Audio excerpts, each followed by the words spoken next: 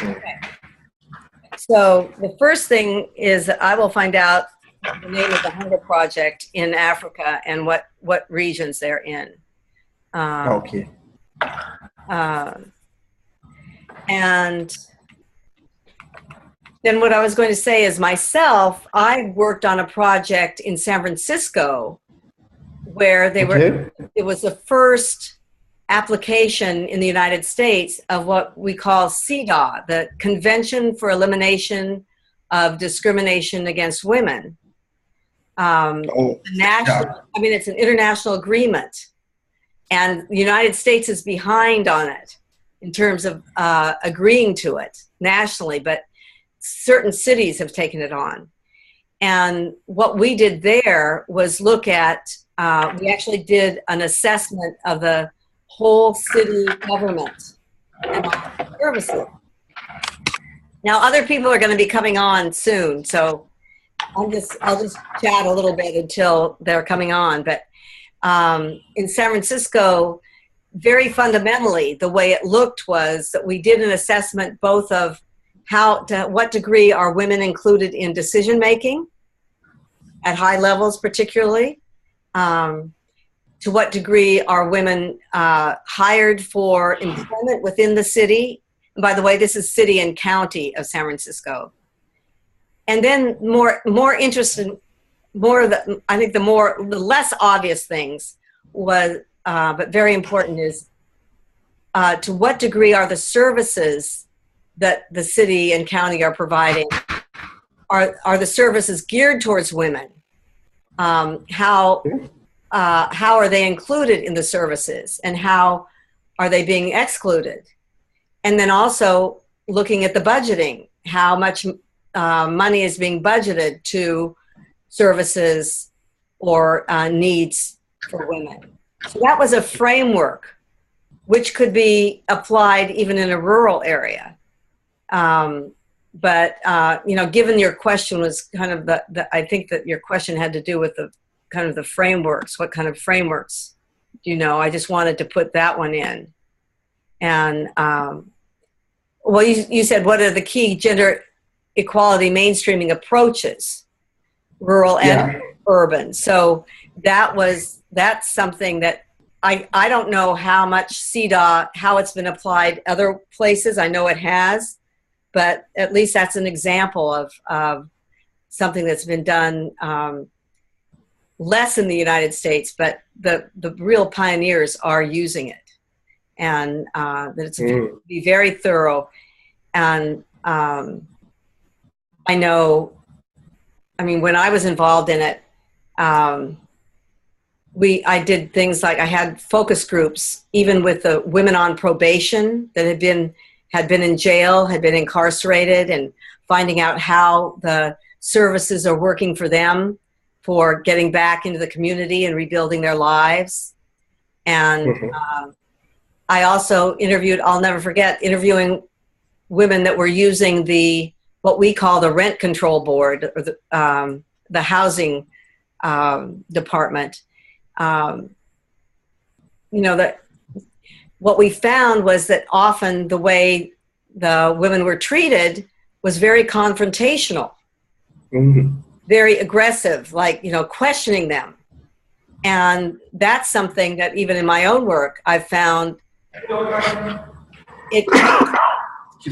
women often want to avoid the conflict. They want to have a conversation, but they don't want to be interrogated.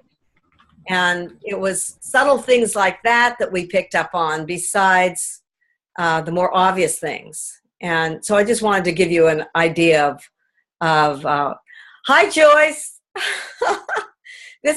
Joyce, I can't hear you. Can you took your... How come? There, now that's good. Okay. Usman, this is Joyce Wamuegngare. Grace. And this is Bonita. Usman. Huh? Grace, not Joyce. Grace. What? Didn't I say Grace? You said Joyce. Oh, I'm sorry. It's Grace, of course. Yeah. Hi. Yeah. Okay. I was just talking to Sarah about Grace. I mean about Joyce. So that Okay. slipped out, Grace. So, so do you know if Grace Mose is coming too? I think she is. I thought she said she would be. Okay. All right. Well, why don't we just start with Grace? Why don't you introduce yourself to Usman? And Usman, I mean, you've exchanged some in the way of emails, but mostly, you know, do you want to say something, Usman, about what you're up to and then have Grace respond to that? Yeah. Let me hear Usman. Usman, how are you? Yeah, Grace, I'm fine. And how is Kenya today? Yeah. We're fine. Yeah. Kenya is fine. Yeah. All right. Actually, I've been to Kenya, Nairobi, and also Thika. So Kenya is not new to me, and Okay. I really like. Yeah, I really like the country. I like the people. I like the weather. Yeah, very good weather actually. Yeah, like Bonita rightly mentioned, my name is Usman Inuwa. I live in Nigeria, northeastern part of Nigeria, to be precise. Yeah, and yeah, I've been in a development work for quite some time now. Though along the line, I found myself in a government um, institution. I worked with UNDP. I worked with donor partners, funded projects like USAID funded project. Currently, what I'm doing is being funded by Bill and Melinda Gates and with the foundation together with Manchester government. And I also have formed a community-based organization that has two focused areas. This environment and climate change on one side, and on the other side, peace building with special focus on community empowerment, general development, and gender equality. Women empowerment, to be precise. Actually, so actually, in the community-based organization that I founded, we have four, and it's a very gender-sensitive local community organizations that we always take into consideration issues,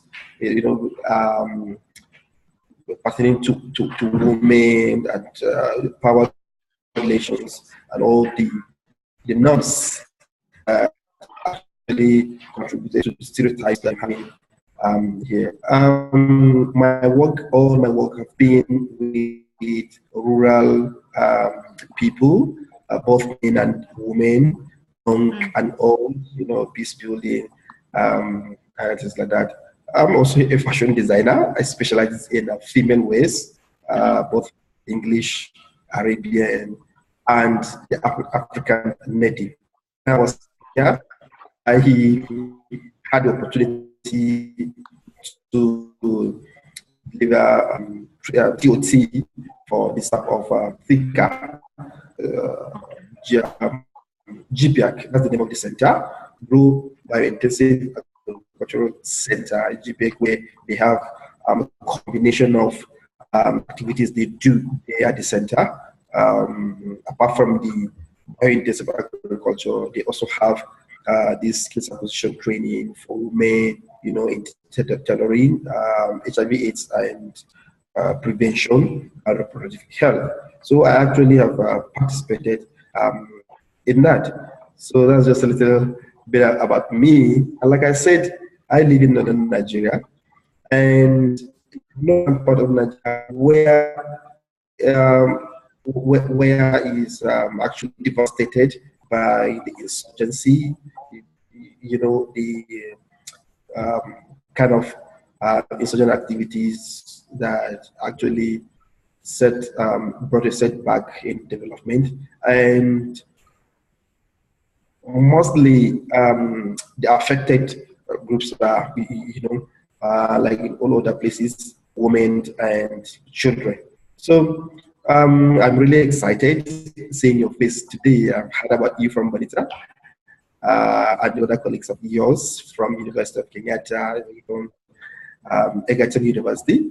So I really want to say it's really an honor seeing your face, and I hope this will be the beginning of the journey. I hope to learn a lot about gender equality, all these, mainstreaming stereotypes.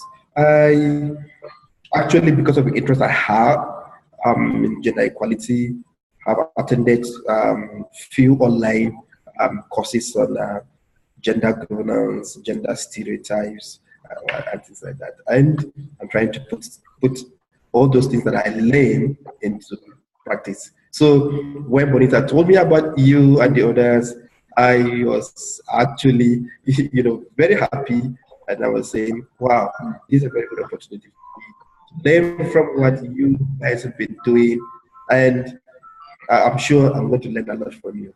Thank you very much. Okay, this is Grace calling. Let me hear what she's saying. Okay. Hi, Grace. Good evening, Grace. How are you? I'm well, thank you. Okay. Were you able to connect? Yes, I am. I'm online, and the other two online. Bonita and Usman are online. I am trying to get online, but my internet is reducing. I'm even sitting outside because the network is so low in my area. Okay. Yeah, so that you relay the information in case I won't succeed. I'm trying, and then... Well, can she stay on the phone, Grace? Yeah.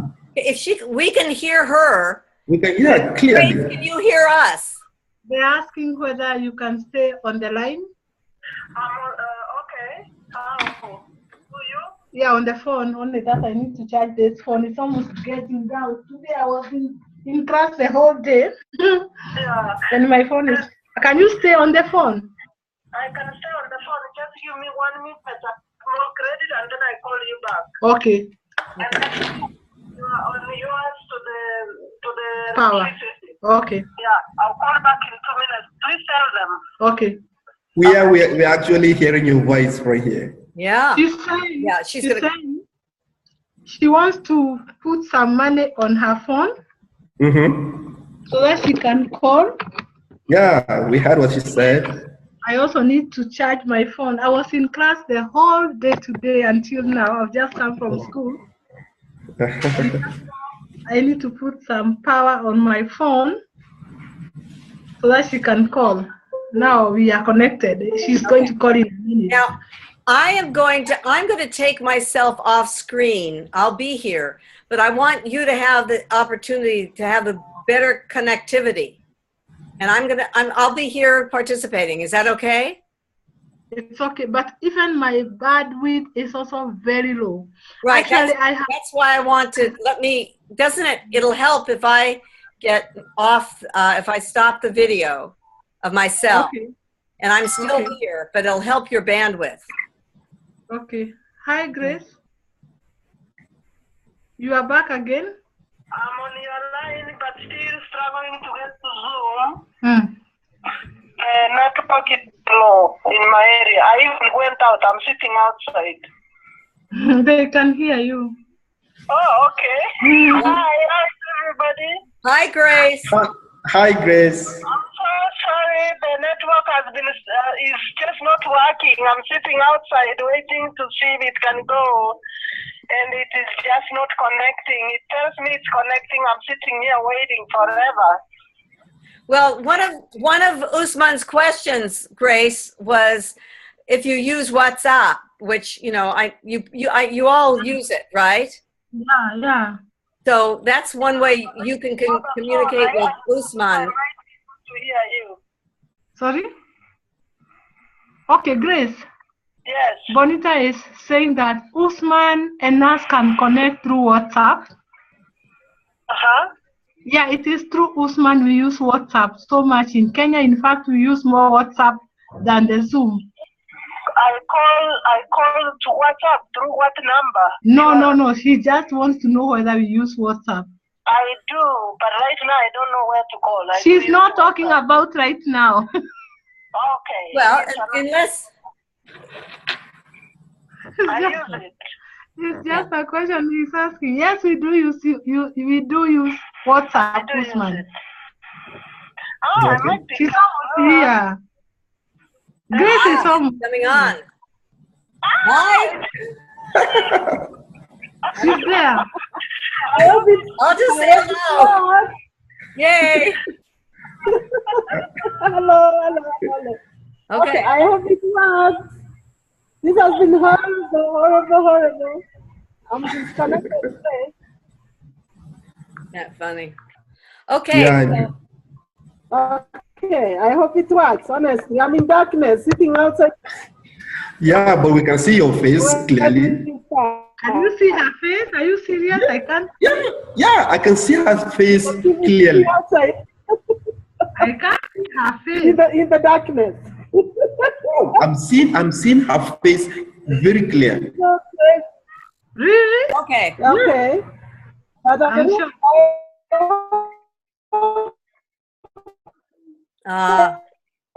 Only that the network is fluctuating. It's clear.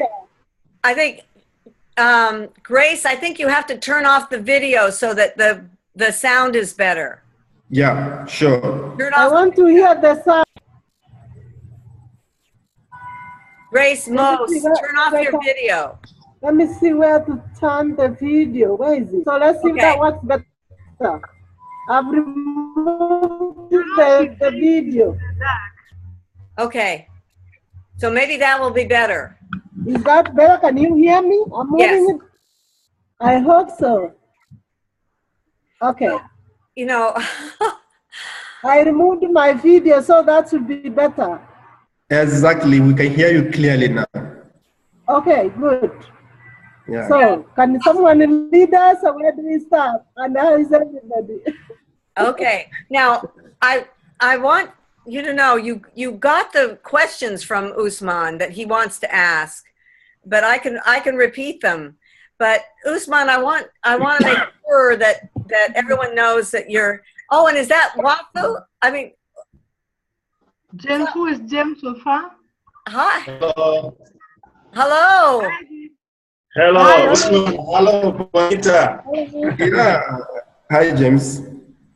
Yes, I'm fine. Great. How's your family? We're all just trying to get connected right now. Mm-hmm. And Grace and Grace have turned off their video because they have not very good connections. So, Grace, Wamu, why don't you come on for a moment just to say hello. Hi, how are you, James, Usman, Grace, and Bonita? Okay. Oh, yeah, I'm fine. Yes. We are all doing great, actually. Yeah. Oh. Why don't you come on with your video for a moment, Grace? But I also want to see this. No, James. That's me. Can you see me? Oh, yes. Yeah. Wow. How are you? I'm Wamuegngare. Wamuegngare. Yes. Okay. Yeah. Yes. I learn about you. And let me put mine for one second. I normally look better, but this evening I'm so tired. Oh. No. You're looking good. And there's Grace Mose also. Grace Mose. Why don't you say something, Grace? Hi, James, Usman, Grace, and Bonita. Oh, that's great. Now I can. Hello, Grace. Okay, Nice to meet you. Okay. Right. Now we want to Now see I can James. remove the video. Yeah. Can we see James? Now, I want all of you to be able to connect without my connecting you. I mean, I know that you can. It's really an honor to be able to connect the four of you. And I know that Usman his original question, Usman, was that you wanted to be able to really fully use women in the peacemaking process. And I want to check with you, do you want us to focus on that, or do you want to look more broadly, just listen about their full programs and what they're doing in Kenya? Actually, that would be interesting. You know, I have strong passion for peace building work. However, with all the years of my work, I've been working for women and children, mostly in maternal, neonatal, and child health. So it would be very good if we can have the broader perspective of what they do in Kenya, especially with the rural women, because that's where my special interest is. If you can have that experience, you know, of them working with community women, you know, how to empower them economically, socially, and also in trying to bridge the inequality gap that exists. That is so interesting. Let me just see what I can learn from them that are applicable here so that I can work with it. Thank you. Okay. All right. My name is Grace. I work with the other Grace here in Kenya. I want to introduce the organization that I work with, which I founded in 2011. Those are kids from the floods. I do have an organization called Hope Foundation for African Women. I hope that my sound is clear. This organization works on women empowerment issues, that is economic empowerment. We also work to advance women's reproductive health and human rights. We do have lots of gender-based violence in the community, and the community where I work, there is a lot of female genital mutilation. But Grace and I have also realized that one of the reasons why we have this many problems is because we do have bad leadership or bad governance, corruption, and the issues to do with leadership. So we also combine to raise awareness on good governance so that women, especially because they are the most manipulated, are aware that they can actually change the way the system works if only they understood the power of their vote. Because we are the majority as women, and yet we are easily manipulated, so we continue to remain marginalized. So one of the things that we are doing is to use a methodology called popular education. Popular education is a concept that I borrowed from South America in Chile.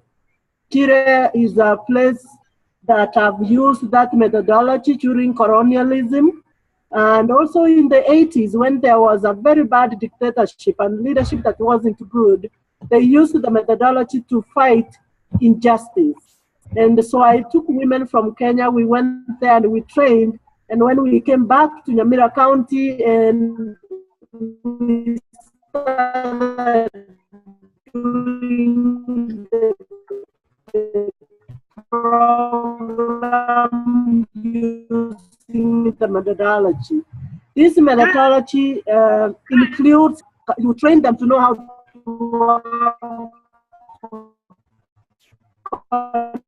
conversations, to question.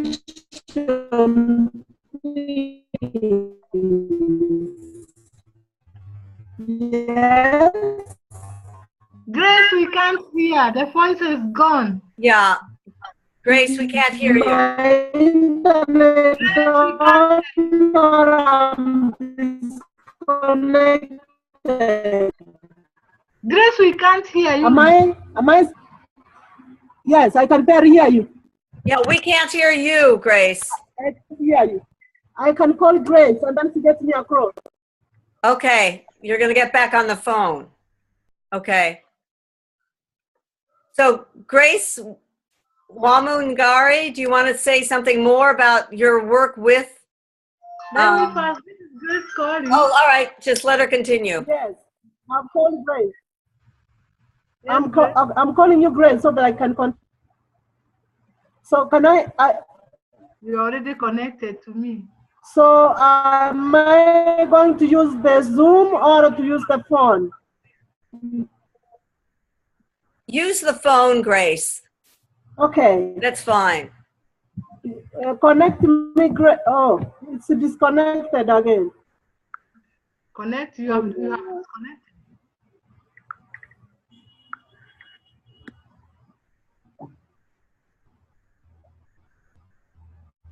I'm calling Grace. Grace, I'm calling you. Yes, go on. Okay, can you connect me now? Yes. Okay, can you hear me now so that I can? Yeah, I can hear Grace. I can hear Grace. I can hear you, Grace. Now, can This she not- decide, Grace, Yes. can you decide whether to use the computer or... I've removed the audio Okay, from the so computer. go ahead. Sorry. You have to get off the Zoom, Grace. You're getting too much feedback. Okay, I'm going to get myself off Zoom. Okay. Tell Grace to switch off every sound from background so that there will be no interference on the sound. If there is any sound on the background where you are, switch it off so that there will be a easy transmission of voice from your direction. Okay, I have removed myself from Zoom. And since I'm on the phone, I can go inside the house so that you don't hear the background. Now we can hear you, Grace. Okay, now I think I can explain what I was saying. I have removed myself from the house because I'm literally on the road. So I was explaining that we use this methodology called total education, which I borrowed from South America. It's a methodology which is very participatory, engages the entire community, from the leaders, the men, the women, every stakeholder is involved. It's a methodology that uses very simple resources, dynamics, games, things which are fun but which are very educative. So when we went to Chilean country and trained, we came back and started to implement the program among the women in Yamira, and we saw that it's actually beginning to transform their lives. They are so excited because this is a methodology where people learn how to use an action plan and that they are doing, whether it is the economic activities or it is learning on how to fight gender-based violence, security in the community, anything, very much if it is female genital mutilation. They are able to use this methodology because it makes them question things. People look at each other on a round circle, ask themselves, why do we have this problem? What is this problem? What is causing it? And how is it harming us as a community? And how is it harming us as an individual, as a family, as a church? And then people decide together what they are going to do about it. It is a method which deals with work around an issue and helps them focus on a single goal together. And because of the way it engages everybody in the community, the leaders are involved, like in Yamila County, we talk with the woman representative, the county man representative, the commissioner, we engage the children office, the police, the schools around and the churches around. And that is how we have been able to bring people together to fight gender-based violence, female genital mutilation, and more specifically to do economic empowerment programs. So some methodology we are very proud of, and we are continuously, slowly but surely increasing the number of people who want to know more about these projects and embrace the methodology. Yeah, we are only like 4 years old because we started at the end of 2011. And so you know how the organization is. And that's recently we organized our work in Graces County, and we engaged the whole community again to do our work where we were able to raise awareness about good governance. So we do have evidence that this methodology works. if it is well implemented, engaging everybody, the governor, the county leadership, the women, the men, and the youth at school, we see that this sector goes to outcomes. Now I will welcome specific questions concerning this methodology and how we have been able to apply it. Wow. That's wonderful. That's wonderful. That's great. It's so inspiring. Very inspiring. I wanted also to say that the methodology has been very successful in South America. Currently, the organization which is mentoring us was able to, it's using that methodology for the whole country, even within the government agencies. They are training people in the government agencies with the non-profit organization because they have realized that this methodology works. The organization is called ISAP Foundation. That is public education for health. And I don't know how many of you know something about Paul.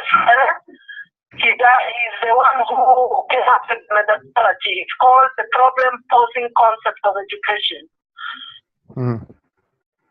Yes. Oh, that's great. By curiosity, I was able to read your website, the Hope Foundation for Women, through Bonita, the information that he forwarded to me. I read the great work you are doing with the methodology of the population education is so huge. How you are sensitizing the community, the children, the pupils in the school on the FGM issue, female genital mutilation issue. It was so inspiring, the great work you are doing and how you are transforming the perspectives of young youth on how to take precaution and attention about this horrible act. Bravo. Thank you very much for what you are doing, and I'm still looking forward to learn more from you.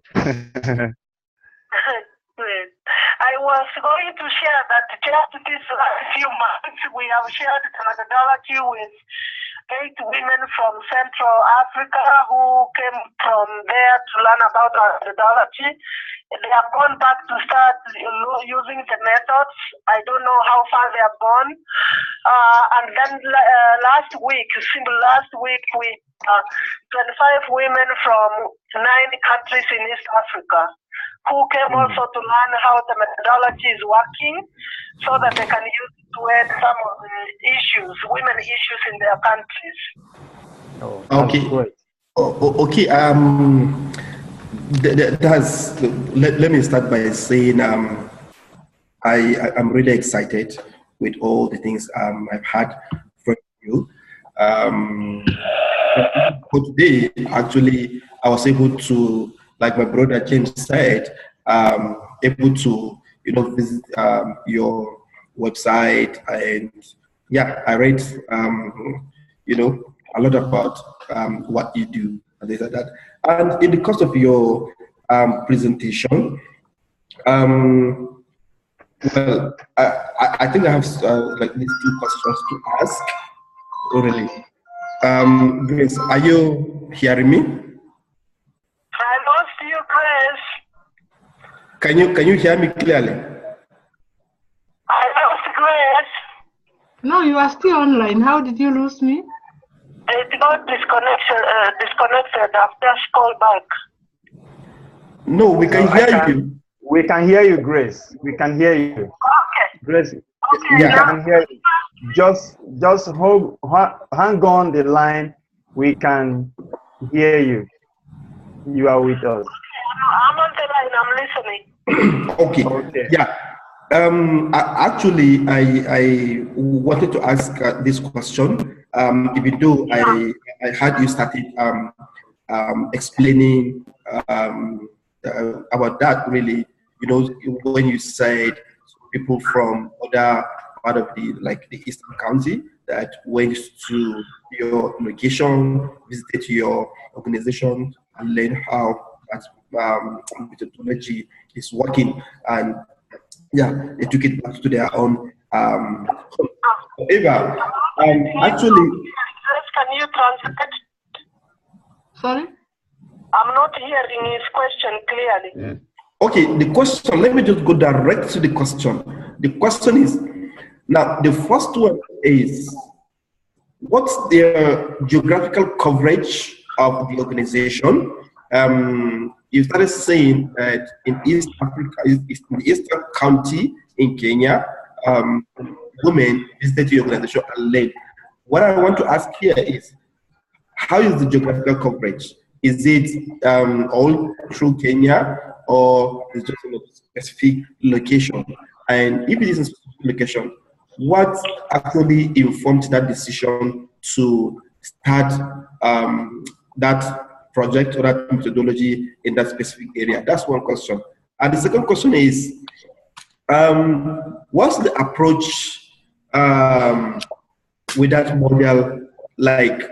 I mean, you made mention of involving all stakeholders, both the government and the ordinary people on the streets, the rural women, and so on and so forth. So how is the approach like?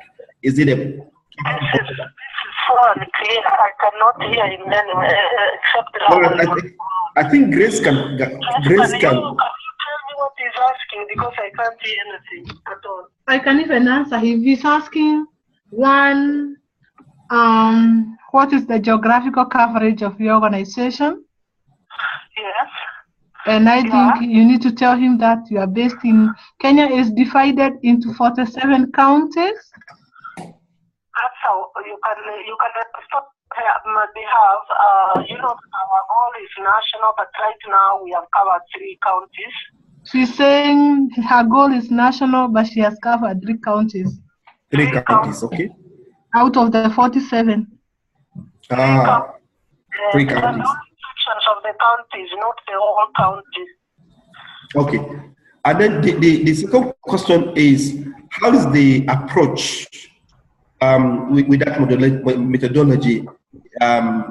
Is it a top-bottom approach or a bottom-top approach, or I don't know. Just tell me, how does the model? It is simply a bottom-top approach, because Grace is telling you, if you listen carefully to her model, it's working from the grassroots. Mm-hmm. She targets the grassroots women, Mm-hmm. and then it trickles up to the upward to the head of the county, who is the county governor. Okay. So it is more of a bottom-up approach, not a top-bottom approach. And Grace, how do you select the women? How is it organized? You know, do you go into community groups, or how is the way what is the way that you decide who you're going to work with, and how do you structure that? Exactly. I did not hear the question. The question is, oh my God, now I'm an interpreter. The question is simple. How do you select the women you work with? The women you work with. Oh, the women you work with. We began this program with the women who are in the community where I was grown in. First of all, that's where we started. And then now we started to expand beyond there. The women had wanted pens and handouts, which I didn't have. So we figured out, why don't we do a program which helps people instead of us? Really, that's how we started, and then we came to know of other communities like the Maasai, which have female contemplation, and then we started working there. Usman, have you heard what she has said? And of your program, Yeah, but actually not very clear. The voice is not that very clear. I don't know if you can say more. Ngare, can you say more? Now, Grace, He's saying he's satisfied. He wants to hear something about me. Do you want to still hang on the phone? Yes, you can still hang on. Well, I cannot hear you, but I can hear when you speak. Okay, then I'll try to speak loudly so that you can hear me and you can I'm also. able to hear you. Hello? Hello, Hello? Grace. Yes. Grace, can you hear me? Yes, I can, James. I mean your colleague, Grace, on the phone. Can she hear me? I could only hear you through words. Otherwise, I hear your sound but no words. I couldn't hear clearly your words. You can't hear clearly my words? I couldn't hear you. Okay. Okay, now Wamuegngare can pray to you. Okay. Okay, thank you so much, James. We just, I something, I don't know, my network was so bad. Okay, I hope now you are hearing me, please. And also, I hear you very clearly. okay, then there is James Usman and there is Bonita on the call. And I think I want to pick from where Grace may have stopped. I also have an organization and a program. This is not, okay, it's based on a different part of the country. Grace works in the western part of Kenya, the western region here, Lake Victoria, and my region is Mount Kenya area. This is the central region of Kenya. I started a program in 2013, towards the end of the year 2013. If you recall, 2013, it was the year of general elections in our country, and we are going again to the polls next year, 2017. I was involved in the campaigns so much, and in my involvement, I realized and recognized that there was a lot of voter bribery. Or in other words, there were so many people who are elected to the National Assembly, to the governors, to the Senate, all the types of parliaments and leadership that we have, including the presidential, and a lot of people voted because they were given some little monies, and by so doing their votes were bought. So in the process, I got very concerned because I thought, since majority of our leaders bribe the electorate with those small monies, to be precise, as little as $1, that's 100 Kenya shillings. I don't know how many nairas. I decided after the political campaigns, I'll go back to the constituency where literally I found this happening. And by default, my own husband is the current sitting-in member of the National Assembly for that constituency in that county within Central Region. I realized again, most of the people who are voting are women. And therefore, I thought to do a baseline survey to find out why really these women get to really take bribes. And they told me, or I found that majority of the women are poor, or they don't believe in themselves. And they think if they sell their votes for this little money, it can help them for that particular day. And therefore, I decided to start a program which is giving sort of an economic intervention. We are using the model for table banking. Table banking is a process whereby women come together in groups of 20s. They raise some little money on a monthly basis, and they borrow that money from that program. And by so doing, every day, every year, every month, they add up to that kitties. Now, at the moment, what we are doing, we are still building the money that normally women are borrowing.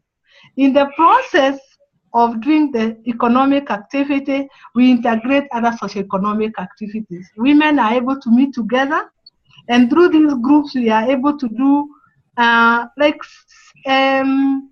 educate them about the power of their vote, the importance of good governance, and the relationship between good governance, good leadership, voting, and prosperity. So what we are doing is we are having like around 60 or 65 groups of women right now. Majority of the groups have about 20 people each, and they meet on a monthly basis. And in the process, they exchange their money. They practice a banking, or it's called a table banking because they raise money on or they put money on the table and they borrow from there. But in the process, we have targeted other socioeconomic activities. We are teaching them on better methods of farming, better methods of accounting, but the main agenda is political information on good governance. That's where we are. That's what we are doing. Wow, that's great. That's a very good. That's a very good strategy to be able to eradicate injustice during the electoral process, and it's also to strengthen good governance and empower the women to be economically independent in order for them to decide what is good for them and to know the power of their vote and know how to use their civic right in order to decide the future of their government, the future of their country, by having them participate as a citizen, responsible citizens that knows what to do at the right time with what they have as their own resources. So you are doing a very wonderful work. Bravo, Wamuegngare. Thank you, Jim. Grace. Yeah, that's a wonderful. Oh, just a minute, James. You can see Bonita. Yes, poverty is in. Oh, that's the slogan we use. I was coming to that. Actually, that is part of the questions that I actually want to ask Grace. Yes. Yes. So excited, so impressed with the kind of work you guys are doing back there in Kenya. And yeah, I really must say kudos to you for that wonderful initiative. And I have this question that I will ask. Yeah. In the course of your work with these rural women, what exactly can you tell me is the strong correlation between poverty and ignorance by these women? What's the correlation? What's actually the correlation between poverty and ignorance? Because in you're asking James to get you right, because Grace is also saying she can't get you, but I think I'm getting you. You're asking about the relationship between poverty and ignorance. Is that a question? Well, yeah, but not relationship, but correlation. Correlation. Yeah, I get it. The correlation between poverty and ignorance. Yeah. Okay, from what I've simply explained, I think most of the women are ignorant. Remember, ignorance is also related to education. Within the populations of Africa, the majority of the women have not accessed any meaningful formal education. And therefore, most of them are ignorant of their surroundings, including political manipulation. But they are also poor. And I want to clarify perfectly here. Most of these women, or actually most of the people in Africa, they are not necessarily poor as per se. They are just having a poor mentality. They believe they are poor. And again, that has something to do with ignorance. So we used that liberative slogan or liberative attitude that the terminology poverty is a mindset, it's a mind game, and it is based on ignorance. And therefore, the opposite of poverty is wealth. And therefore, wealth is actually gained when you recognize that you can overcome ignorance. So what we are trying to do what we are trying to do with these people is to literally create a mindset. We are trying to convert the mind that I can. You know what Barack Obama said when he was going to the campaigns the first time? Yes, we can. Actually, we want these women to realize that yes, we can. What is it that they can? That they can resist voter manipulation. They can resist bribery. They can resist corruption. And they can resist bad governance by voting wisely. Voting wisely, honestly, is simply making informed decisions about the political leadership, which is not based on any monetary manipulation. When you look at what our leaders do, majority of them are men, they capitalize on women's ignorance. Yes. And they confuse them, they cheat them, they lie, they tell them anything. And because the women believe they are poor, for example, if I may tell you, James, if a leader gives a woman $1 or 1 naira or 100 shillings for 5 years, you know, the election period takes 5 years. So a leader goes to a position of power, a position of office, and stays there for 5 years. And the reason he has got to that position is because he has manipulated an ignorant woman who does not see beyond the $1. And when you talk to these women, they'll tell you, we are going to vote for X because X is the one who gave us money. We are not going to vote for Y because Y did not give us this money. They are not able to connect the little money that they get of 100 shillings to the power of their vote. Isn't that what you call ignorance? That to me is ignorance, if you are hearing me. I'm hearing, I'm listening. Yeah, that's ignorance. And that is what we are trying to address. You are very correct. That's so interesting. Just a minute, Usman. I want to hear Grace. Sorry, Grace, what are you saying?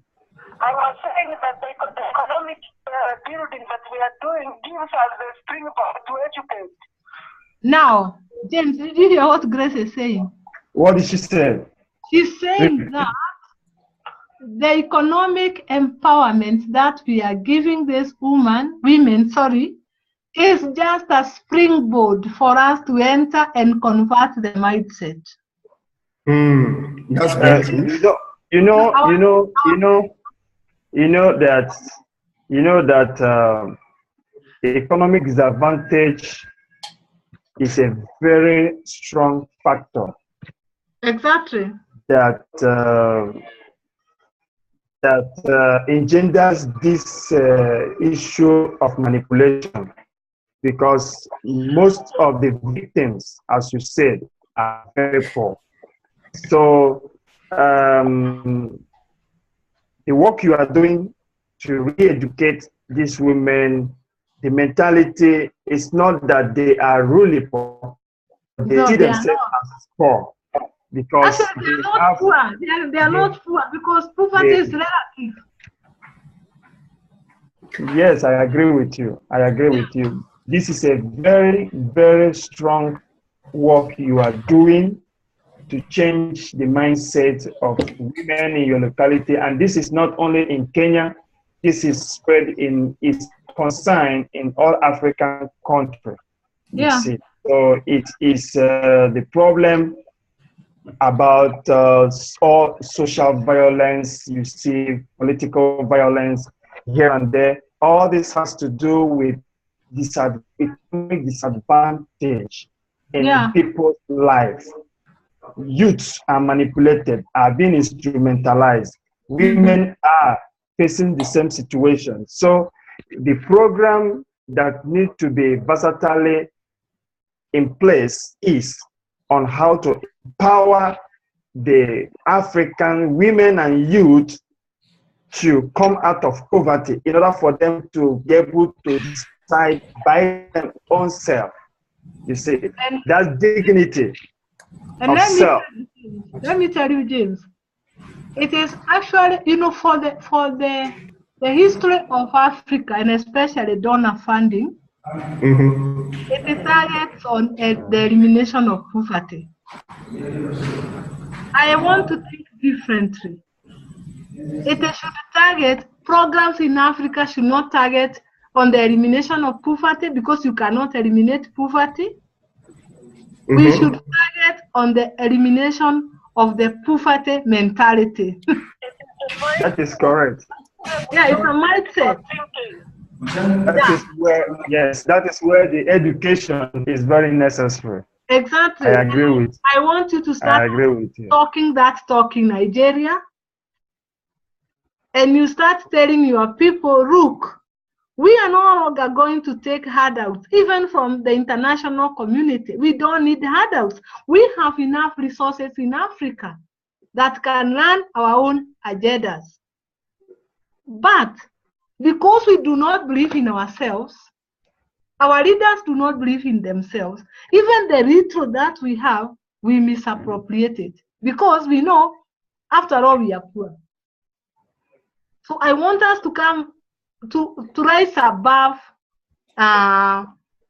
actually the word poverty, that Africa is poor and we want to come out of poverty. No. We are coming from a poverty mentality. If you believe in yourself, Usman, there is nothing you cannot do. Yeah, I quite agree with you. That's great. Grace, that's really great interpretation. However, there are other things that we also need to consider apart from that mentality of being poor or not poor. Actually, I think when we started, we actually brought forward the issue of poor leadership, poor governance. Not us going there and giving them solutions. Okay, Usman, did you hear? Grace is saying this. Yeah. Let me. What did she say? What did Grace said? Grace. Hello. Grace. The network. Yeah. Grace. Oh, it looks like Grace got off. Yeah. We'll have to wait for her to come back. Here she's coming back. Just a moment. She's coming back. She said something interesting. I think I had the last phrase of what she said, so I want to hear it again. She said something very interesting I heard from the background. What Grace has said is that we don't give solutions to the rural people we are working with. We don't give any solutions to anybody. What we do is engage people so that they can come with their own solutions. And you see, again, for the economic history of Africa, we have been given solutions by people. This is what you are supposed to do, this is how you should do it, and this is the money. That is why donor-funded projects corrupt once the external funding is finished. Yeah, because somebody has told you how to fish, given you fish, given you a rod, and given you everything. So the minute they are no longer giving you, you can no longer fish. Yeah, no longer fish. Actually, I agree with that. However, what I was saying is, I like the fact that, yeah, that mindset has to be changed. That mentality has to be corrected, and that's a very good point. And that cannot be achieved without proper education, to our people. But That's why we are combining. Actually, we are working together. We work in collaboration. We use all models that we can have. Grace and I work so closely. We have a team, we form a team. And we have agreed, we have some sort of MOU that we are going to try and sell these ideas, not just in our own counties where we come from, but we are going to duplicate this preferably to the throughout entire Africa. Africa, yes. Bonita, Africa. I was about to say our entire country, but I like the way you say the whole continent of Africa. Exactly. One way you are so. I just love your spirit. I just love your spirit. You are so dynamic. In fact, you have the new African mentality. The African we want to see tomorrow is the mentality, the civilization of the new Africa we want to arrive at is the mentality you are displaying. I'm so impressed. In fact, your ideology and your methodology, politically and economically, should go beyond borders. People should tap into your perspective, your understanding, your techniques, your method.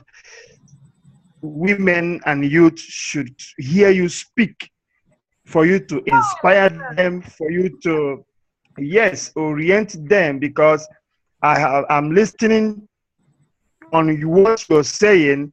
I am receiving a transformation in my own personal life. Do you understand? The reflection, yes, the reflection is so powerful, and I tell you, it's very huge. Yes, it's very huge. It's not giving solution to Africa, but let Africa come with their own solution and become and experience the leadership from bottom up, okay, not from up to bottom, for them to have experience on how to generate from what they have within them. That will what to give them the liberty, the dignity on how to manage resources and move to the next step of development. I think what you said, I agree with you. Wamuegngare. All right. Thank you very much. I really must also say here that, coming across you to Grace, if I put it to Grace, it's really an honor, the work you're doing. And you mentioned quite a number of things that I think are very good and worth taking and worth trying here also in Nigeria. Like the way you mentioned that you don't go to the people as professional, as experts. You go there, you learn from them, you also help them to do the root cause analysis of their problem, facilitate them to provide their own solution from their own perspectives. I think that's the kind of right from the beginning, a sustainability plan, because most of the things based on experience, like you said, the funded, donor funds that comes into the African countries, the moment they left, and then, people now get back to this square zero or start from the scratch, or, fall into dilemma and things like that. So if actually that mentality, that mindset that they change to actually, bring people to clearly understand that, yes, they really can do it. They have the power. With little support, with little courage, they were able to do it, like you rightly mentioned. However, I have some questions that I want to ask you. Now, you work with women, with rural women, and I'm sure there really must be challenges, just like there are successes, like you mentioned. Now, let's just dive more into the challenges that you people have encountered in the course of your work. For example, if I may ask you this question, how does norms and culture interferes in the work you are doing of trying to, liberate women? These are, there are cultural barriers, norms, religions, and what have you that actually, impediments, obstacles to achieving results. So what are those things, part of the norms, part of the culture that interferes, with the work you are doing? That's one question. And the second question is this, is for both you, Grace, and also other Grace. When we talk of gender, we are not specifically referring to women alone. We are actually referring to both women and men. So how do you, bring up the group with men? Is there any role that men play? Because if you want to, take away that inequality gap in the system and the way, the people are living, you actually must bring together, both gender, both women and men, so that they'll be able to understand one another and be on the same page, and they'll be able to have opportunity to access resources available, the opportunities, and also for the both gender to actually respect the rights of one another. So how do you bring men to really understand what these women are doing and the way they can support this to be a reality to help you achieve the results you actually want to achieve? Okay, Grace. Hello, Grace. You have to explain to me, I didn't hear one word. I want you to listen so that you can hear what he's asking. He's asking two questions. The first question is, did you say religion, Usman? I said norms and culture. How does these two interface with the work? Which is the first one? I can hear culture. Which is the other one? Norms, culture, and religion. Yeah. Or religion and culture. Yeah. Norms, culture, and religion. Norms, Grace, norms. Cultural norms. Okay, Grace, he's asking, in what we're trying to do, how does cultural norms, belief systems, religion interfere with our work? Does it become a barrier? Does it become a challenge? And if it's a challenge, how do we overcome it? That's the first question. The second question Usman is asking is, gender is not about men or women. Gender is actually a relational issue, and that's now I'm adding to you, Usman. Gender is still not about men and women. Gender is about how men and women relate. Relate, sure. Yeah, how they relate and how gender power relations is shared between them. I want to Grace so that she can feel like she's participating to answer the cultural and religious question. Then I'll answer the gender question. Grace, start talking. Okay.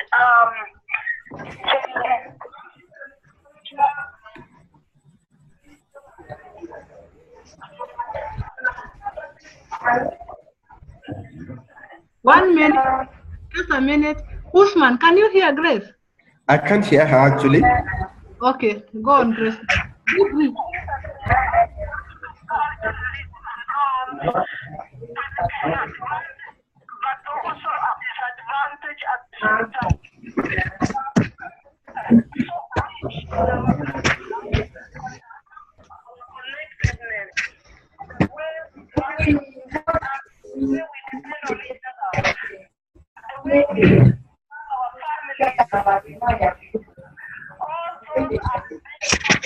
Excuse me, I cannot hear. Grace, we I cannot can't hear at all.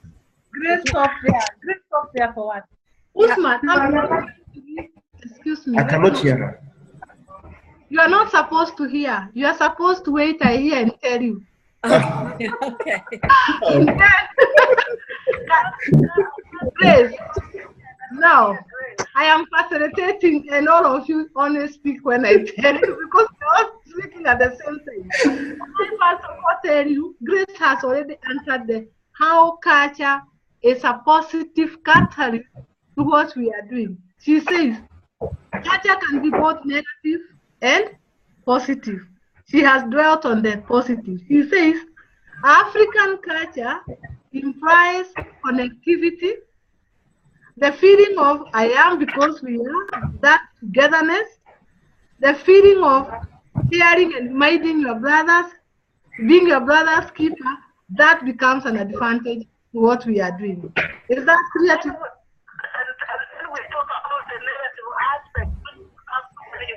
Now she's talking about the negative. Let me hear, I'll tell you. Okay, great.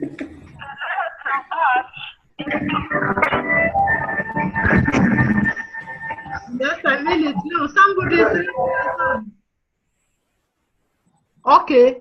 James, stop misbehaving. Go on, Grace. Grace. Yes. Hello, somebody. James was misbehaving. He's listening to the radio. Go on. I was talking about the positive ones, which you have clarified, and the negative ones where we have this expectation. First of all, we have very many harmful traditional practices like gender-based violence and female genital mutilation, polygamy, wife inheritance, early child marriages. All those have very and they are a challenge to our work. So it hinders, and the expectation that a woman has to be always below the man. She has to stay at home. There are certain things that a woman is not expected of. You know, just bringing in those aspects of gender relations. Now, those are the negative aspects of our African culture and even religion and norms, which are really holding us back because we don't get to hear both perspectives of men and women, and that is a challenge, that's a problem that is holding us back. Okay, thank you. Usman and James, what Grace is saying is that you have already heard how we use our cultures as a springboard to what we are trying to do. But she's also bringing the negative aspects of culture that sometimes it pulls us down. She says that our cultures or our communities are left with issues of polygamy, which literally puts women down. Issues of female genital mutilation, female circumcision, issues of early marriages, issues of gender-based violence, issues of unequal gender power relations in the family, issues of unequal access and control to family resources. Now, and because of all this, we are not able sometimes to get the views of both men and women and put them into the perspectives. So naturally, culture becomes at one time a big hindrance to our progress. Remember, we are also trying to fight patriarchy.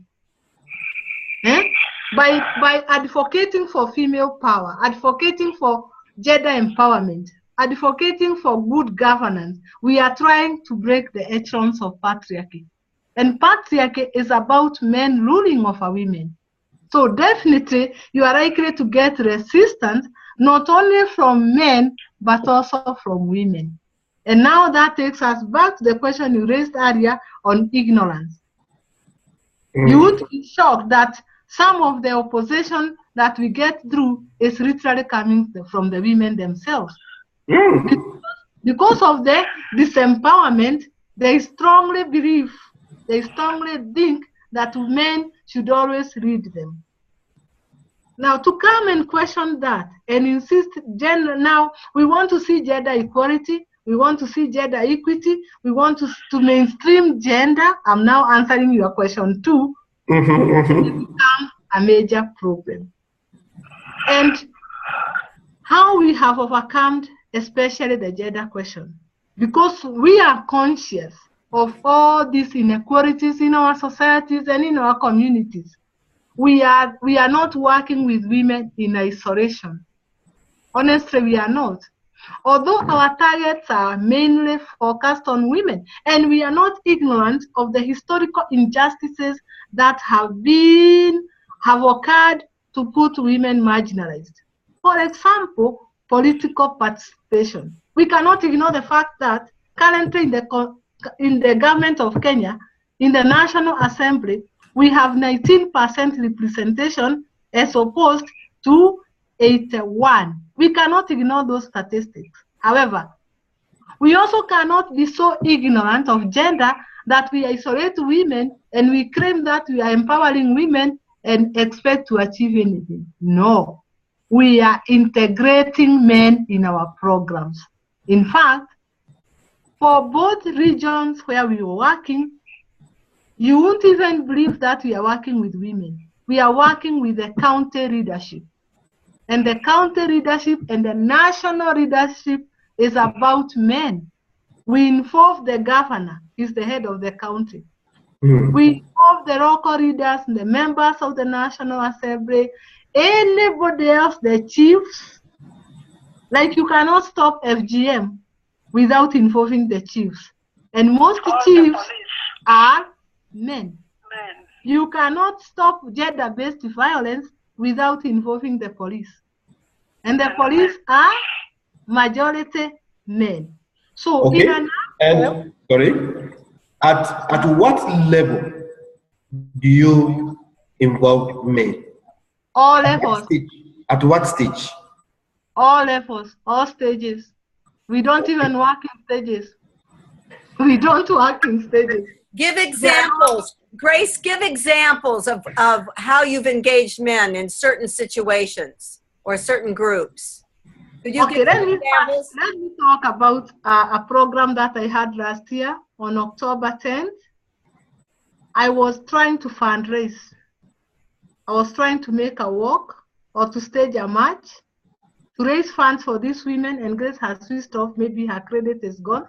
We were trying to stage a march which would target advocacy, raising awareness, and also raise funds to increase to the women to practice their socioeconomic activities. What did I do? From the initial stage of planning, I incorporated the men. And the planning meetings, I had 2 planning committees. I had an urban-based, Nairobi-based, and I had a rural-based committee. Those 2 committees were gender integrated. In fact, the rural committee was chaired by a man, and the Nairobi committee was chaired by me. And the 2 committees were... Sorry. Just a follow-up question. What informed that decision? What informed that decision of yours to have a man, chairing the committee at the rural level and you chairing the committee at the urban level? Is that actually referring to the level of education and the awareness that is found within the rural settings and kind of, the level of education and exposure that the urban people? No, it was not informed by levels of education, because to chair a committee to plan a meeting, you don't even need education. That is again the mentality that we are talking about. You don't need education. I only chair the urban committee because I am more based in the urban. Are you getting me?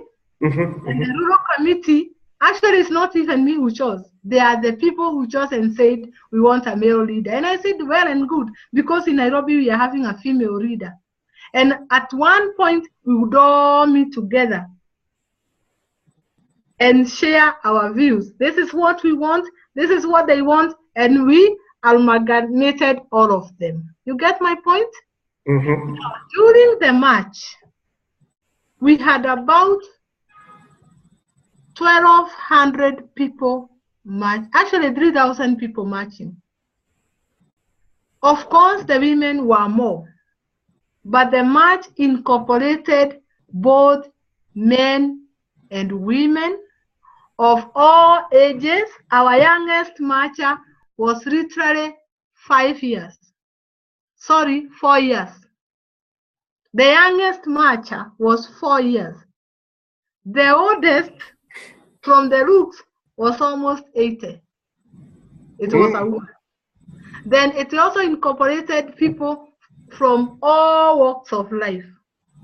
The employed, the unemployed, formally educated, informally educated, students from primary schools, students from high schools, students from the university. It also incorporated both men and women who are traders, who are leaders. I actually didn't care who came and who didn't. It was a community project. And by so doing, we realized we are getting a lot of support. A lot of people started saying, oh, it's not about women. Women's empowerment. And you know, in the process, we also had a forum to speak about this concept of poverty is in our minds and wealth is in our hands. And look here, a lot of men, Usman and James, were able to hear us that particular day. And the women were making confessions. This is what this is all about. It has transformed my life. I used to think like this. And they were vowing, come 2017, and you know the political leaders were there. And they sort of took a declaration in front of the county governor, actually the county leadership. Come 2017, that is next year, August, you leaders will be surprised. You are not going to buy our votes. We have said no. And the men were saying, wow, great, this is the way to go. So I think for any program to succeed in Africa, honestly,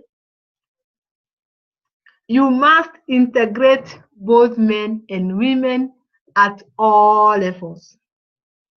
In other words, it must be gender mainstreamed, not just integration. You must mainstream gender. You must be conscious. If you work on men alone, you are about to fail. If you work with women alone, you are about to fail. And to me, honesty is not just about numbers. No. You can have as many numbers as possible, but numbers do not solve the problems. It is the... What solves the problem then? The mind. You can have only 2 men or 2 women whose mentality is so transformed and they can transform others. You can have 1,000,000 men. We have had 1,000,000 men in power and they have done very little. Wow. Or 1,000,000 women and they have done very little. Yeah. Okay. This brings me to the questions. You made mention of 2 words in the course of your presentation. You made mention of equity and equality. Yes. Can I know the difference between equity and equality when it comes to gender-sensitive issues? Equity, I want to be very brief. Equity is 50-50. 100 divided by 2 is 50, and the other one is 50. If you have 2 hamburgers, I actually used this in class today. I was trying to explain the 2 concepts. I had an international student class from North Carolina. Sure, and that's great. I'm a student. Today. And I took hamburgers. because these are American students, they are more used to hamburgers. I don't know what now I'm going to use for Nigeria. I will use the kola nuts. Thank you. I want to use the kola nuts. Thank you. If I had 12 kola nuts, 12, I mean, and I have 6 children. By the way, I have 6 children. The best, fairest way to divide the 12 kola nuts to my children is each child gets how many, Usman? Come again, please. How many kola nuts? 12. 12 kola nuts. 2. 12 kola nuts. Of course, 2. Each child gets 2. 2. That's equality. Equality. Yeah, that's equality. So if you look at it from a gender perspective, it means benefits, opportunities, whether they are political, social, economic, cultural, religious, must be divided between men and women on equal basis. Is that possible? Of course, yes. Yes. That's what you think. It's possible. However, at this stage, it's not feasible. Now, equity is not equality. It is looking at the needs and concerns of the people whom you are dealing with. Let me go back to the kola nuts. I have never eaten kola nuts, but I suspect they are very hard. No problem. When I'm coming to Kenya, I will make sure you get one. Please do it. Yeah, but I suspect they are hard, eh? Sure. Now, when I told you that I'm going to give to every child of mine gets 2. One thing you did not ask me is, how old are your children? You didn't ask me that. Supposing one child was only born today. It's only maybe 2 days old or 2 hours old. Do you think that child is going to eat the kola nut? Of course not. So if you give the child 2 kola nuts, do you see how unfair you are to that child? Yeah, that child cannot eat fufu. That child cannot eat kola nut. That child only needs breast milk.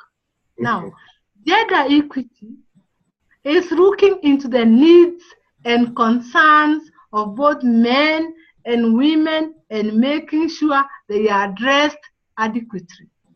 For example, and the last example that I'm giving you on this.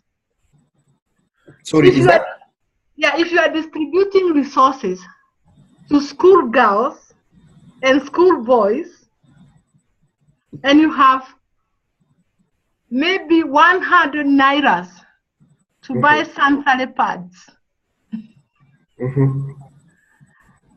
are you going to divide the sanitary pads between boys and girls in that school? Of course, yes. No, of course, no. Of course, no. Because boys do not need sanitary. Yes, they don't need it. Sure. If you take the 100 nairas and buy sanitary pads for all the girls in that school and don't give the boys anything, that is still gender equality. Because the boys did not need the pads. But if you are so insensitive and you say 50-50, men and women have different needs and concerns. So gender equity is literally taking a gender analysis of the needs and concerns of women and making sure you address them. When you are bringing water into a village, you have to make sure or look who is likely to benefit more from this water well in the village. Of course, it is the women. And you look at the benefits. How will they trickle down to the whole family? If there is water in the family, it is going to help the woman directly, and it is also going to help the men indirectly. That's gender equity. Is that clear to you, sir?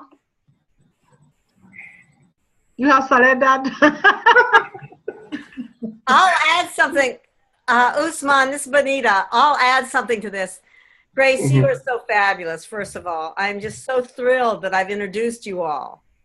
Thank you. I agree with, I think it was James who said that, you know, you're a leader across borders, you know, and all women should hear you. I mean, you're just fabulous. Thank you. So is Grace Mose, but she's not with us. But I'll add something. In the booklet that I suggested that you get from my website, even that I wrote for the Royal Bank of Canada, I use that equity means equal and different. Most people think that equality can't include difference, but I think, and that what Grace is demonstrating is that sometimes you have to take into consideration the differences in order to have equal opportunity. And that's why I put it simply in that term, in those terms of equal and different and equal based on the differences, or having equal opportunity based on the differences. And in this, I just want to say that the danger has often been when you talk about differences, that men are different than women, that often there's an automatic, well, if they're different, then men are better than women. And what we're saying is that they're different and they bring different positive contributions, and they have different needs. So just like, for instance, when you have water, we bring water to a village, it mostly means that the women don't have to spend hours carrying the water, so the girls can go to school, you know. I mean, that's one of the factors, and that means that's a whole different nature of what equity is. It gives equal opportunity for the girls to go to school. And the children to stay healthy, because the mothers will be able to utilize the water for hygiene, for cooking better food, and etc. So anyway, now, go ahead. Back to you, Grace. Usman and James, is there anything else you want us to talk? Time is almost. Yeah. Well, okay. Maybe the last question. Yeah. Maybe the last question. And it goes to both you and Grace. Yes. Grace and Grace, you know.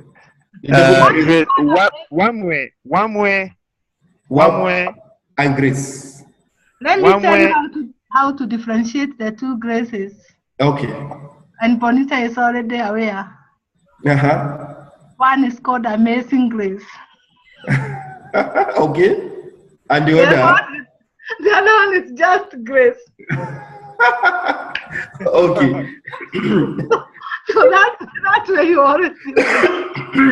Okay. Please, I want to ask the question. Wamuegngare, I enjoy the metaphor that you use to define equality and equity.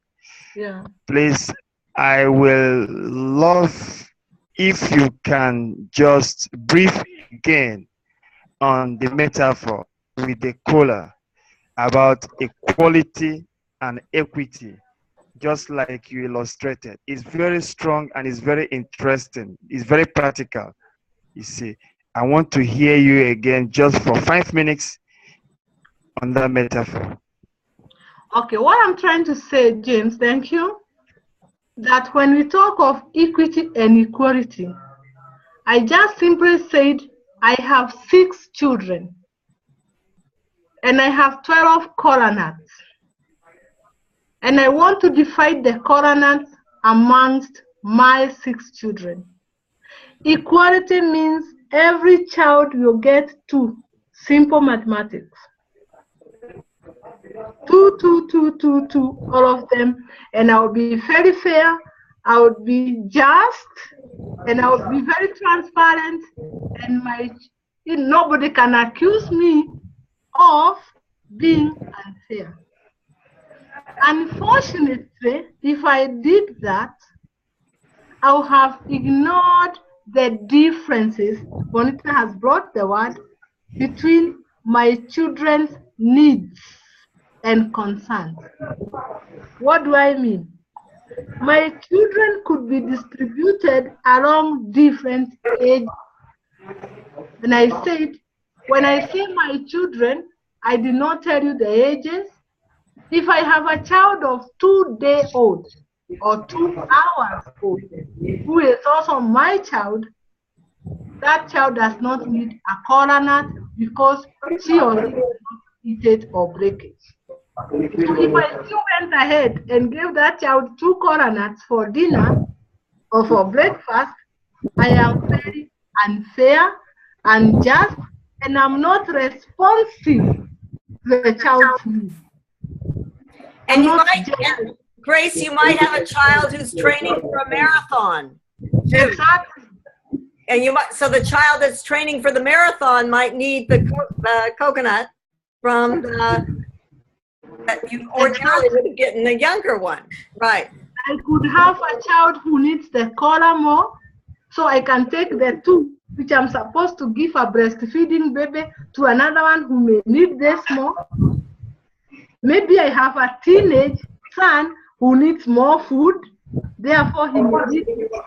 So even there is no mother who is going to distribute food in a household on equal basis for her children, because her children have different needs. They are different.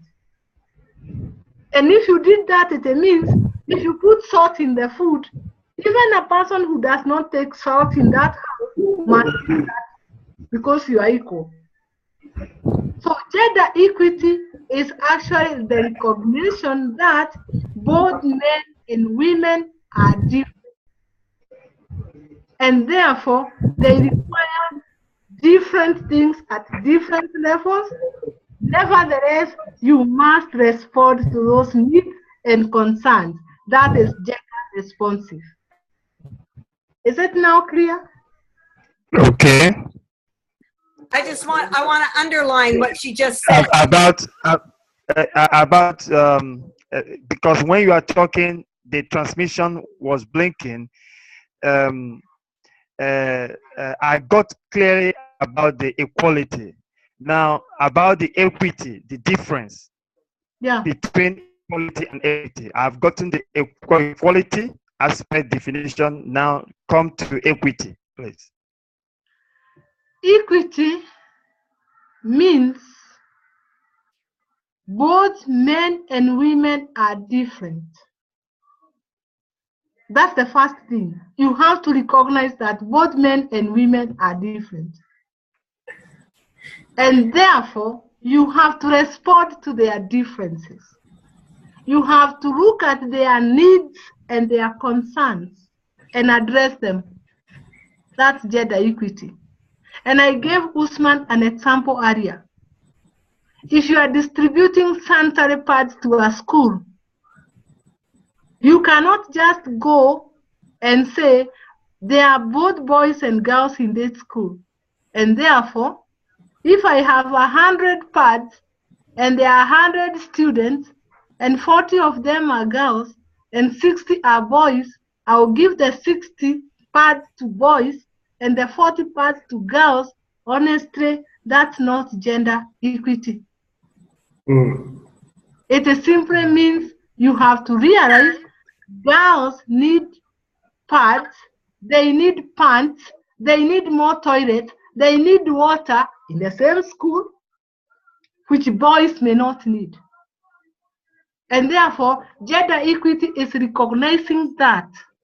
Now, I'm going to add something here, Grace, because the assumption is that you two understand that a lot of girls don't go to school. They miss lots of days of school because they have their menstrual cycle. Exactly. So what we're talking about is giving girls the opportunity, equal opportunity to be in school is often connected to their having sanitary pads. That's why she's using that example. It's not because it is a critical factor in of educating women And I'm sure you do know that once women are educated, they also, even though they don't have to be educated to be smart, the education has many ramifications in terms of bringing their families out of poverty and their communities out of poverty as well, and as well as changing the mindset. So, that's why Grace is using this example of sanitary pads, because it has been recognized as being a critical factor in girls being able to stay in school and be educated. So I just wanted to make sure that you understood that as well. And that's why, dividing up sanitary pads between boys and girls is, nonsensical. But getting sanitary pads to girls so that they can have equal time in school is and it's different because they're different, but provides equality. Is that clear? Is that clear now, James? Can you see the comment? Yes.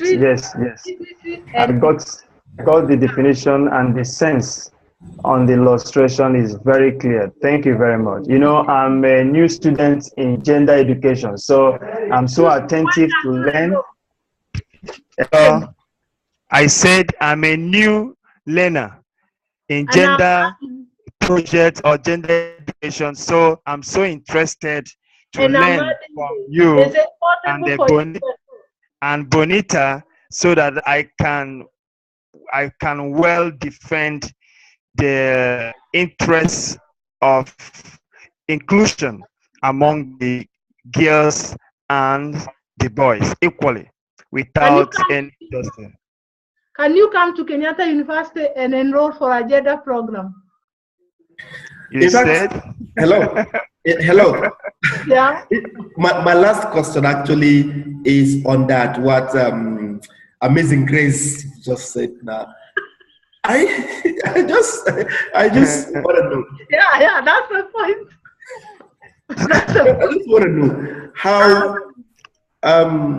what other opportunities do you have in your various institutions who want to, actually learn these things? Not necessarily on campus, but maybe online, kind of, where one can, learn, take some courses, if it's short courses.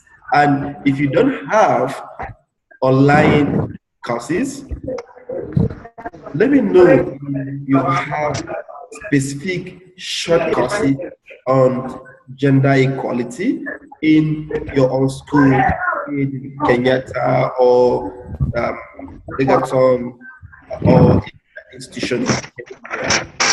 So offering that kind of a thing. And maybe we'll start from there. Okay, sorry, thank you. Our own institution has so far we are just about to develop the online programs for it. We have so many online programs.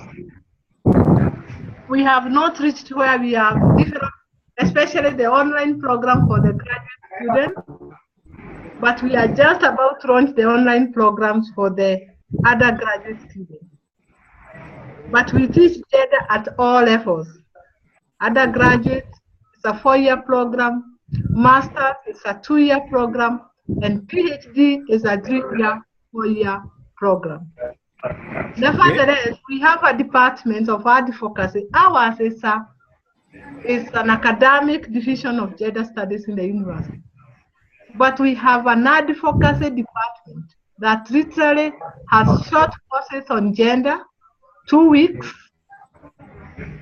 1 month, but only to organized groups. What do I mean? They don't teach individuals.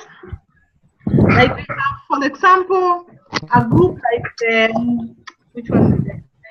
Maybe members of a particular, maybe nurses of a particular hospital who feel they need, or lawyers, or advocates, or police officers who feel they need that program, and they come for a period of 2 weeks or 2 months, and we are able to teach them what courses. Okay, that's in Kenyatta, right? Okay. Okay. How about Egerton? Okay, real quick. Please. Let me be honest. Now, I don't know much about Egerton. Later we can talk. Damaris, you were also introduced to Damaris, who is in South Sure. Africa. She may be able to answer more about Egerton, and maybe she can answer you that on email. Anytime. Okay, that's so interesting. I really must raise my hands and surrender to you, this powerful woman, for giving us to this level of understanding. I'm sure it's the beginning, and I'm also sure it's going to continue.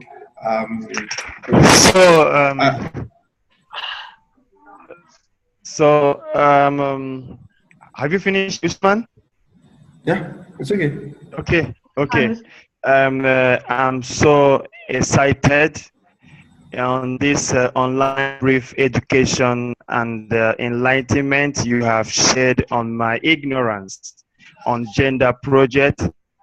I have contacted so much light. You see, I bring back gender issue in the reconciliation projects that I handle here in Cote d'Ivoire, which I facilitate here in Cote d'Ivoire. And I understand that between female and male, feminine and masculine in the school campus that is confronted on these gender issues. I think that the first step of the resolution is to create an integrated mechanism, a platform in the school whereby the approach of dialogue, of sustained dialogue can be in place, whereby the gap between the youth, I mean the genders, male and female, can be bridged in the issue in order for men to humanize the female and they understand that it's very important to foster on inclusion, on social inclusion and cohesion between the women by understanding fundamentally the gender equality and gender equity.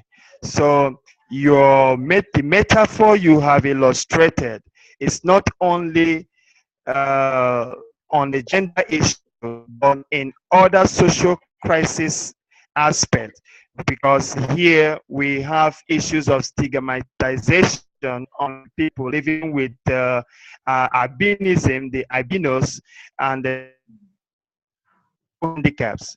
So I have worked on this project, and we create communities and create new relationships through sustained dialogue process.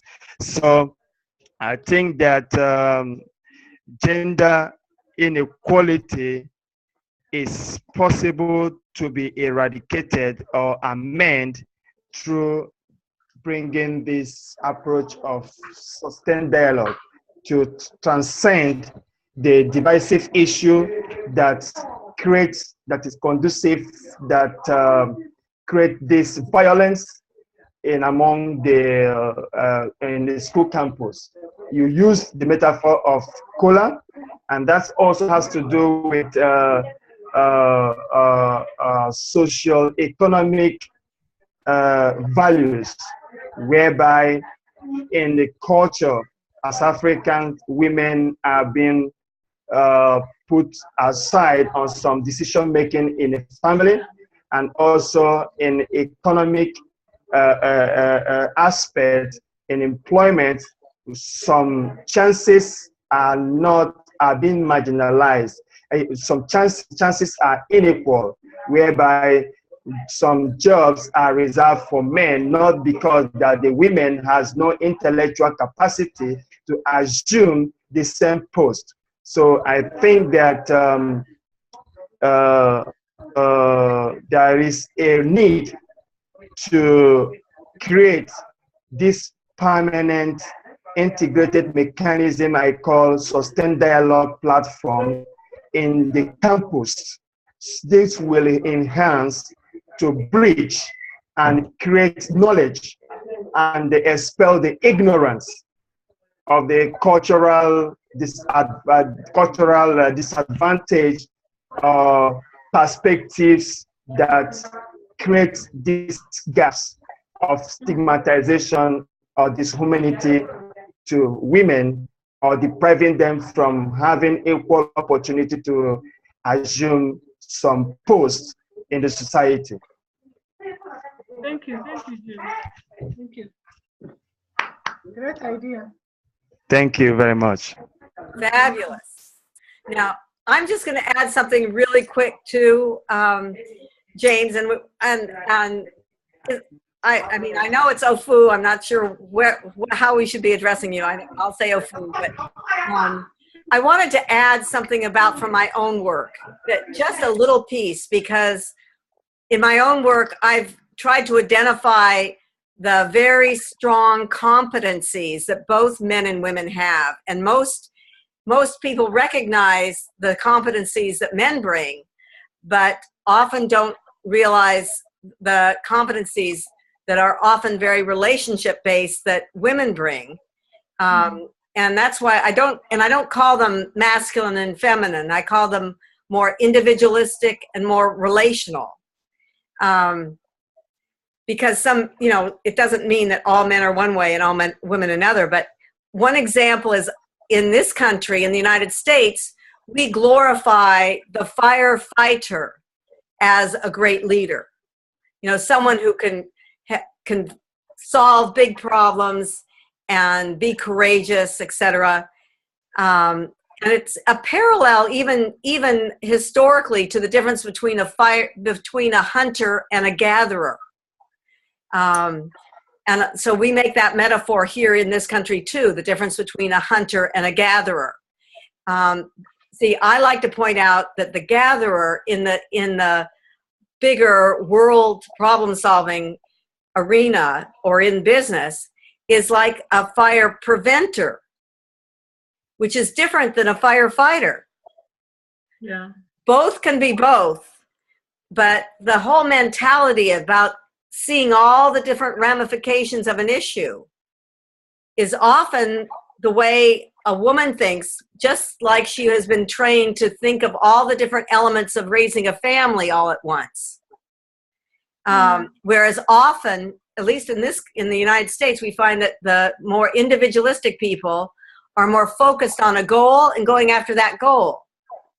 And both are valuable, but they need to understand each other. So, and that's part of the dialogue that I encourage is, so that you can understand, because I have found in my studies that often the more individualistic people, most of whom are men, see the gatherers, the more relational people, most of whom are women, they see them as being scattered and all over the place, not focused on, on one thing. So they think they're not competent. They think they're less than. When really they're problem solving in a whole different way. And, like building peace rather than having to fight war. So I just want to put that in. There's more that I want to explore with that, and I'm trying to put my work online too. I think this is all wonderful. What you're asking for is online, learning, and I am working on that. But I just wanted to give you a taste of it, and that if you look at my little booklet that is on my website, I think I sent you that information. Right. Well, you have the French. Offuh, you have the French translation too, and you can get the English translation on my website. But it just gives the basics of differences that also need to be valued equally, even as they are different, so that they can work together. When they're misunderstood, there's butting heads, there's conflict, and often one is better than the other. So I just wanted to put that in too, And I wanted to, I know it's getting late, especially for Amazing Grace. But I want to invite, you know, if you want to do this again in 2 weeks, we can do that. I don't know what you want to do. That's up to you. And we could try to get Grace Mose on as well. Next week there's a big international women's conference, and I'm going to send you a link, and you can look to see what topics might be interesting for you. I'm going to be leading one of the panels, and it just might be interesting for you if you have some time to listen in, even at night. It's mostly focused on women in technology, but from around the world. So, you know, it's an online opportunity. This whole month in the United States is devoted to women's equality, and today is actually Women's Equality Day. So I'm so glad I have celebrated it with you all.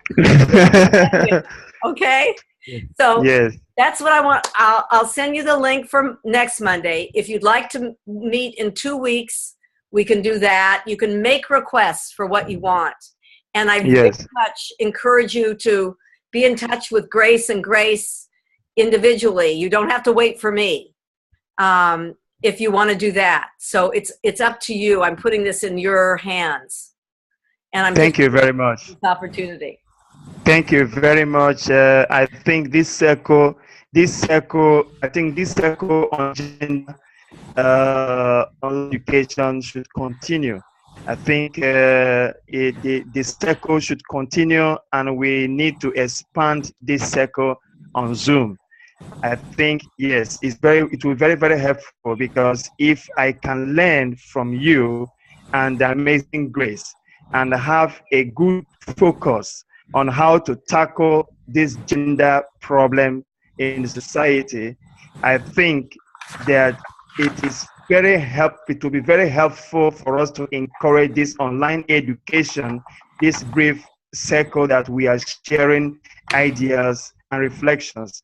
And I want to keep contact with Grace Wamuegngare. She's so amazing. She has a lot of stuffs that I want to tap on. Yeah, I want to tap in his resources of his bank of wisdom and the knowledge and vast, deep understanding on social, political awareness. I think that this circle should continue. I am privileged to participate. I supposed to stay only 30 minutes or 45 minutes. I have an appointment somewhere, but when I listened to the reflections that were coming, I decided to cancel the meeting that I have to go to really absorb all what I can receive from here. So I'm so impressed, and I thank you, Bonita, for this initiative, and I hope that let's keep on displaying the light of this garden. Thank you very much.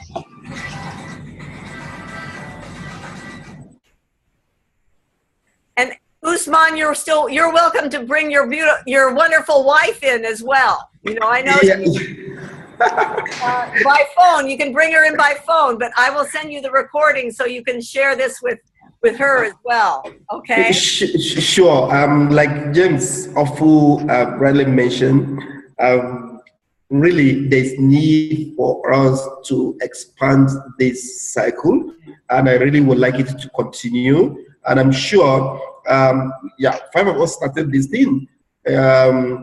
One day it will be like a lot of people will join us.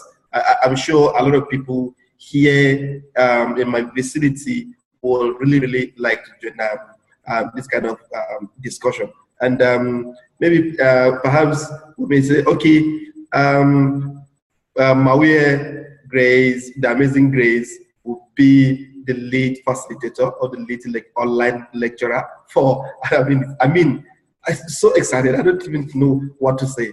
Please, if possible, let's just have it in the nearest future. 2 weeks, I think it's okay for me. If it is okay by all of you, I am so excited. I'm so excited. Okay, great. Thank you very much. Thank you, Bonita. Thank you, Amazing Grace. Thank you, thank you, thank you, thank you, thank you. Thank you so much. Thank you. Thank you very much. Thank you very much. Yeah. She has to unmute herself. She's talking. She has to unmute herself. Grace, unmute yourself. You're muted. Grace, unmute yourself. Good. She's mute. You're mute. You're still mute. Go down in the lower left-hand corner. She's okay now. Okay, now you're okay. Okay, good. Yeah, I want also to thank all of you for this opportunity to share. And I don't want to say more than that because it was a nice forum. And I think we look forward to having more of it. Today was not my day. I had a long day. I had so many lectures. I started at 9 a.m. and I've just finished. By the way, it's 11 o'clock. Yeah, in Nairobi. It's almost going to 11. It's actually 11 on the dot. I have just finished class at 8:30 p.m. and I want to go and look for something to eat before everybody else sleeps.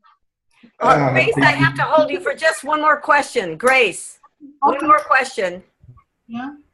And this is separate, YouTube. I mean, you can listen. I just want you to know I talked with Sarah Thomas about you're going to New York to train for the Being a Leader course. What did she say? Well, she's encouraging you or one of the women to come rather than just waiting until you can get Jerry to come to Kenya. By the way, Jerry never responded to my email. What? All right, well, I'm going to see Jerry tomorrow, so I will talk to her. She did not respond to my email. Okay. And I'm going to come to New York, by the way. You are going to? Okay, great. So that's, don't wait. Usman and James, Grace, the Amazing Grace has been participating in a wonderful leadership program for men and women, but the next step is for her to be trained to lead it. And that's what we're talking about. So she's going to come to New York this summer to be trained to lead it and bring it back to Kenya and to all of Africa. Right, Grace? Yeah. That's great. That's great. No borders. Okay. Thank you. Okay. Thank you. Thank you. Bye-bye. Thank you. Bye. Bye. Bye. Bye. Okay. Bye-bye. Bye. Thank you. Oh, and I'll try to send you the recording as soon as I can.